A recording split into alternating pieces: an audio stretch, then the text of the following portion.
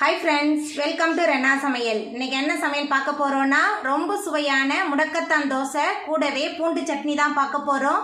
ரெண்டுமே ரொம்ப சுவையா இருக்கும். எளிமையான முறையில் செஞ்சிடலாம். மருத்துவ குணம் நிறைஞ்ச முடக்கத்தான் தோசையை நம்ம உணவில் அடிக்கடி சேர்த்துக்கிறது உடம்புக்கு ரொம்ப நல்லது. கீரை சாப்பிடாத குழந்தைங்களுக்கு இந்த மாதிரி நம்ம தோசையாக செஞ்சு கொடுத்தா குழந்தைங்க ரொம்ப விரும்பி சாப்பிடுவாங்க. எளிமையான முறையில் ரொம்ப சுவையாக செய்யக்கூடிய இந்த முடக்கத்தான் தோசை பூண்டு சட்னி எப்படி செய்கிறதுன்னு வாங்க பார்த்துடலாம். முடக்கத்தான் தோசை பண்ணுறதுக்கு 2 ஸ்பூன் அளவுக்கு நல்லெண்ணெய் சேர்த்துக்கலாம். நல்லெண்ணெயில் செஞ்சால் தான் நல்ல சுவையாக இருக்கும். எண்ணெய் சூடாயிட்டு 4 சின்ன வெங்காயம் சேர்த்துக்கலாம். 5 பல் பூண்டு, மிளகு 1 டேபிள் ஸ்பூன், சீரகம் 1/2 ஸ்பூன் எல்லாத்தையும் சேர்த்துட்டு நல்லா வறுத்துடலாம். மிளகு சீரகம் நல்லா பொரிய ஆரம்பிச்சிருச்சு. இப்போ இதில் ஒரு கைப்பிடி நிறைய முடக்கத்தான் கீரை எடுத்திருக்கேன். கீரை சேர்த்துடலாம். கீரை சேர்த்துட்டு அடுப்பை ஆஃப் பண்ணிவிட்டு இந்த சூட்லேயே நல்லா கிளறி விட்டுக்கலாம். இந்த சூட்லேயே இந்த கீரை நல்லா வெந்து வந்துடும். கீரை நல்லா வதங்கி வந்துருச்சு. இப்போ ஆற வச்சிடலாம். ஆறினதுக்கப்புறம் மிக்சியில் சேர்த்துட்டு விழுத அரைச்சிடலாம். முடக்கத்தான் தோசைக்கு நம்ம வதக்கி வச்ச எல்லாமே நல்லா ஆறி வந்துருச்சு. இப்போ இதை ஒரு மிக்ஸி ஜாரில் மாற்றிட்டேன். கொஞ்சமாக உப்பு சேர்த்துக்கலாம். கீரைக்கு தகுந்த உப்பு தான் சேர்க்குறேன், ஏன்னா தோசை மாவுலேயே உப்பு இருக்கும். இப்போ நம்ம அரைச்சிட்டு வந்துடலாம்.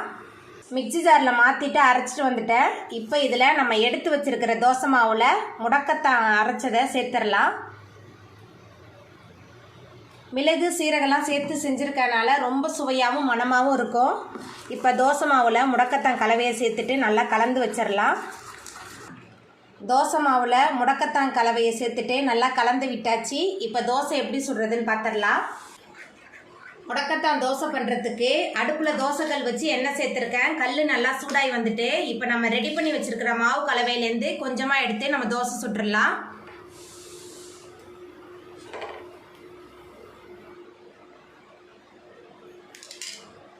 தோசை ஊற்றியாச்சு. இப்போ சுற்றிலுமா எண்ணெய் சேர்த்துடலாம்.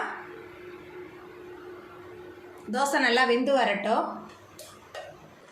முடக்கத்தான் தோசை ஒரு பக்கம் நல்லா வெந்து வந்துடுச்சு. அடுத்த பக்கம் திருப்பிடலாம். முடக்கத்தான் தோசை நல்லா வெந்து வந்துடுச்சு. இப்போ இதை நம்ம எடுத்துடலாம். பாருங்கள் எவ்வளோ மொறுமொறுப்பாக வந்திருக்குன்னு. ரொம்ப சுவையாக இருக்கும். மருத்துவ குணம் நிறைஞ்ச தோசை இந்த தோசை. பூண்டு சட்னி பண்ணுறதுக்கு 4 டேபிள் ஸ்பூன் அளவுக்கு நல்லெண்ணெய் சேர்த்துக்கலாம். நல்லெண்ணெயில் செஞ்சால் தான் நல்ல சுவையாகவும் இருக்கும். ஒரு வாரம் வரை கெட்டு போகாமையும் இருக்கும். நல்லெண்ணெய் நல்லா சூடாயிட்டு இதில் 35 சின்ன வெங்காயம் சேர்த்துக்கலாம். 40 பல் பூண்டு, கூடவே காய்ந்த மிளகாய் 15 எடுத்துருக்கேன். உங்கள் காரத்துக்கு தகுந்த மாதிரி எடுத்துக்கோங்க. எல்லாத்தையும் சேர்த்துட்டு மிதமான தணலில் வச்சு நல்லா வறுத்துடலாம். நம்ம சேர்த்த சின்ன வெங்காயம், பூண்டு, காய்ந்த மிளகாய் எல்லாமே நல்லா வதங்கி வந்துருச்சு. இப்போ இதில் சின்ன லெமன் சைஸ் புளி சேர்த்துக்கலாம். கூடவே உப்பு எல்லாத்தையும் சேர்த்துட்டு நல்லா கலந்து விட்டுடலாம். உப்பு புளி எல்லாத்தையும் சேர்த்துட்டு நல்லா கலந்து விட்டாச்சு. இப்போ நம்ம அடுப்பு ஆஃப் பண்ணிவிட்டு இதை நல்லா ஆற வச்சிடலாம். ஆறினதுக்கப்புறம் மிக்சியில் சேர்த்துட்டு நம்ம அரைச்சிடலாம். மிக்ஸி ஜாரில் மாற்றிட்டு அரைச்சிட்டு வந்துட்டேன். நம்மளோட சுவையான மணமான பூண்டு சட்னி சூப்பராக ரெடி ஆகிட்டு.